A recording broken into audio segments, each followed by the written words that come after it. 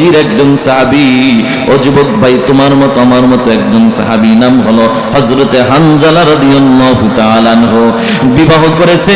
যুবক বিবাহ করার পর সকালবেলা ফরজ গোসল করার জন্য যখন পানির দিকে রওনা হয়, পানিতে নামবে এমন সময় কে যেন ডেকে বলে, এরে মদিনার লোকেরা, দিনের নবী উহুদের ময়দানে শহীদ।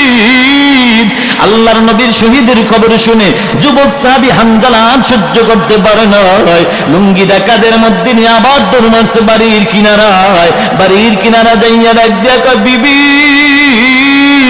লুঙ্গিটা কাদের থেকে নাও, তরবারিটা আমার হাতে দাও।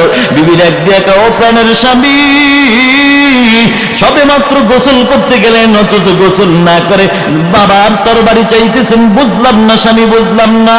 স্বামীর এক দিয়ে করে, বিবি কি কিসের গোসল করব, কার জন্য গোসল করব?